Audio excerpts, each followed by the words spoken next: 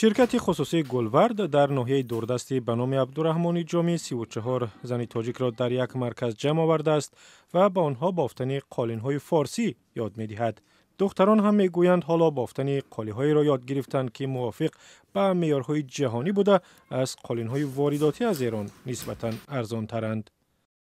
34 نفر ما کارگران مستقل داریم که 20 نفری شاگرد تیار کرده می‌توانند.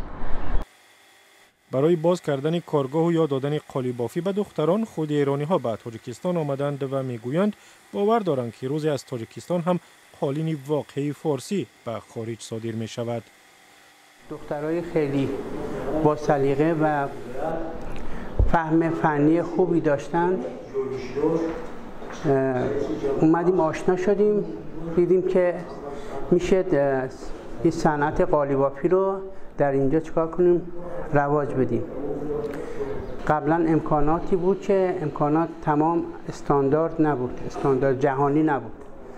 اومدیم و اجازت که به اون دادن تقریبا استاندارد جهانی قالی رو چکار کردیم در این کارخانه رواج دادیم.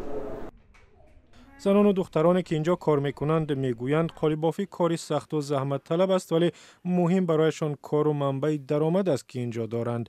زلیخا خالمت و در اینجا به بافتن جای نماز مشغول است و کارش را دوست می‌دارد.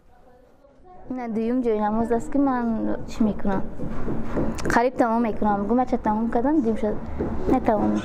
نقشش جای نماز کمتر است ای خالنده. مغفرت خوجای و یک سال قبل خانه نشین بود. حالا باشد کارگری پیشبر است و شاگرد هم دارد.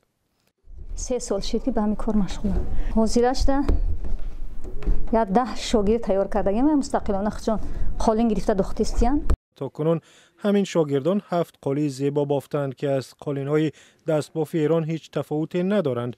در تاجیکستان این زمان یک قالی خردی فارسی از 500 تا 1200 دلار ارزش دارد و دستاندرکاران میگویند امیدوارند این مرکز آغاز صنعت قالی بافی در تاجیکستان شود و زنان را که اکثرا بیکارند با شغل و درآمد تأمین نماید.